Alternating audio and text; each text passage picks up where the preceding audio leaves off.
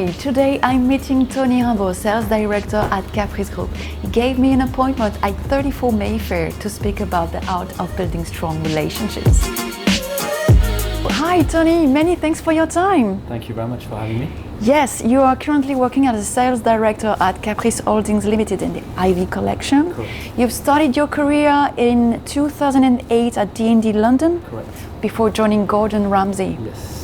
Can you tell me from what you've learned regarding sales negotiation and customer service, how do you sell in the food business? It's a very interesting world to sell, obviously, because we sell amazing dishes and amazing wines. Obviously, not everybody likes the same food and the same wine. I think it's about understanding the guests that we have in front of us, what they're looking for, and making sure that we provide the right experience and product to them on a daily basis. I'd rather sell food and wine than bricks and chairs, so it's an amazing industry to work in, providing an amazing experience that guests won't forget, and I think that's something that I'm very interested in. I remember when you sell weddings, one thing that you remember the most about weddings is the food usually, so I always say when you sell a business meal, what they will remember the most, I think, is the food and the wine. So. Among all these experienced D&D, Gordon Ramsay, how does the menu and the experience change for the clients? Well, we work with seasonability of the product, first of all, and we also adapt ourselves to the trend and what people are looking for. Obviously, we've got different brands, so again, working with the type of food that we sell, and also what people are looking for on a daily basis. And we've got lots of international customers, so depending where they're coming from as well. And then the national market and people that are here on a daily basis. Really depending on the type of clientele, what they're looking for, what the purpose of their meal is, what type of crowd in the room, etc. And then we curate accordingly. And if we focus on business meal clients, what are their specific expectations? Well, first of all, having a good time. I think that's the most important. Obviously, everyone's time is very precious, so making sure we go straight to the point. And ultimately, it's all about making money. There is an ROI on the back of it, so making sure that at the end of the business meal, there is an ROI, or there is a concrete way of making money and doing business together. That's the most important.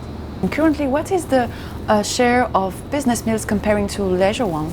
Well, Monday to Friday, I would probably say 70-30, probably more accurate.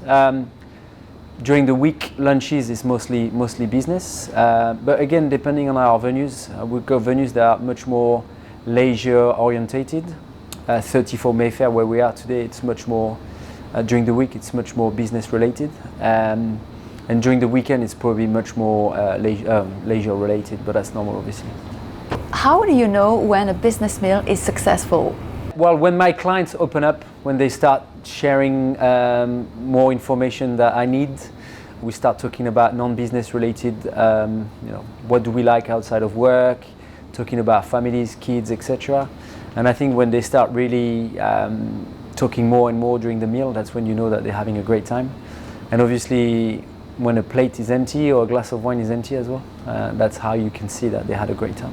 What are, according to you, the best conditions for a business meal regarding the number of guests, the duration, the menu and the drinks? If I'm on my own, I think 4 people is preferably ideal. I like 2 or 3 people maximum. I love also having just a one-on-one business lunch. I think it's the best way to get the most out of your clients. But when you do as a business, you want to host a lot of clients and do a really cool business, it can go up to 50, 60 guests. It doesn't really matter. But again, it depends on the purpose of the business lunch and what you want to try to achieve. But if I do business lunches to try and get a deal out of my clients, I would like maximum 4 people, I think is the best one. The length of the business lunch, it really depends on how good it goes. Usually I would say 2 hours is quite appropriate. But sometimes if the lunch is going really, really well and the client is having a great time, then 3-4 hours sometimes. How important wine and spirits are regarding business meals? Spirit probably a little bit less, or digestive, cognac, etc. But I think wine is very, very important. I usually tend to ask my clients what type of wine do they prefer, etc. If they drink, if they don't drink, because you've got amazing non-alcoholic drinks now, which is very, very trendy, especially in London right now. But I always look at what do they like, and then I try to also look at what they ordered and try to find the best wine. And usually I try to find wines that they don't usually get to drink, So when they start drinking it, they're having an amazing time, and at all time it always works to make sure that they enjoy their wine. So I always make sure they get something pretty special. I'm not going to lie, I'm French, so I tend to choose French wine most of the time. I can't. I mean, there is a mate like New World, Italian wine, etc. But I always pick French wine, and I'm using the fact that I'm French, I guess, but it always works really well. There are some good points in France regarding wine, Yes. but also you have a great experience regarding business meals.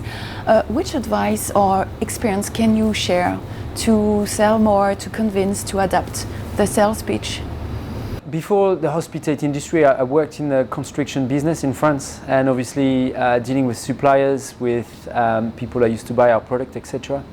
And it was all about sitting down with them, offering them great meals experiences, understanding what they're looking for, etc. And it was building relationships more than anything else. Where now working in hospitality, it's offering a service to them, so understanding what the restaurant is all about, the food, the drinks, the experience, the service. So right now it's even more important, because before I used to sit down with people to kind of like build a relationship with them, to build a trust with them, to make sure that they buy my product. Where now when I sit down, it's about showcasing what we do on a daily basis, so the purpose is slightly different. But it's all about the guests that I have in front of me, understanding how do they speak, how do they react to things, how personalized I can be with them. For me, it's all about building a great relationship with the person that I have in front of me, and it really depends on how they interact. Some people are a little bit colder, some people are a little bit more friendly. So for me, it's all about understanding the guest, really. That's the most important. And once I found the sweet spot, then the rest is fairly easy. And how can the staff really be helpful for successful business? My service is key for me. Sitting down and having great service, that's why again 34 Mayfair, it's a great place for business lunches, because they really understand what it's all about. When you serve guests for a business lunch or dinner, you need to understand how friendly you can be, or if you need to be quite professional, because every business lunches are very, very different. So I think the service needs to match the way you sell and pitch sell to the guests. And regarding the menu, what dishes are to avoid, or on the contrary, what is really interesting to have? Again, it really depends. Sometimes we've got American clientele. I do love work with the NFL, the NBA, banks, financial services. Really depends the crowd that we have in the room. London is a very trendy city when it comes to food, and we always try to adapt ourselves to the market. Obviously now we've got lots of restaurants where they provide halal food, halal meat in particular, because we've got lots of clients from the Middle East that are coming, and they're obviously are Muslim. So fish is a big trend at the minute. A lot of people love to eat fish. They want healthier options.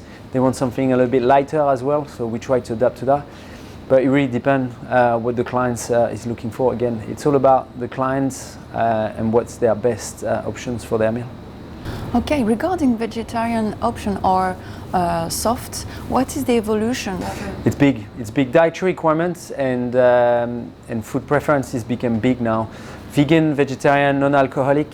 The non-alcoholic market grew by 800% in the UK last year. It's a very fast-growing market. People drink less, especially during the week. But obviously, as a hospitality business, we want to make sure they spend money. So we adapt ourselves with mocktails, non-alcoholic beverages. There are some amazing non-alcoholic champagnes. I mean, we can't call it champagne, but sparkling wines. I know there are some amazing non-alcoholic sparkling tea coming from Scandinavian countries. So again, it's about adapting yourself to the market. But I think wine is still something that people will still enjoy. Probably less in volume, maybe like a couple of glasses rather than half a bottle or a full bottle. But again, all about adaptability and understanding the market a little bit better. Because again, people from the Middle East, they don't tend to drink much, or they're not drinking. So again, we need to adapt ourselves to that market. And what are the most known wines whenever you don't have any skill or knowledge about wine as a client, to feel like you know a little bit of wine? Yeah, I'm a massive Gros Hermitage fan, so red wine usually go Gros Hermitage. Côte du Rhône as well, very popular.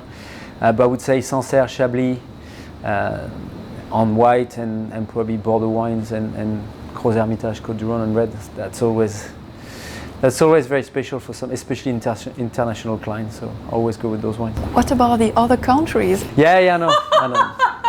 Being in London, I got to learn like Indian food. Indian food is incredible. Persian food is incredible. All the Asia, the food over there is absolutely incredible.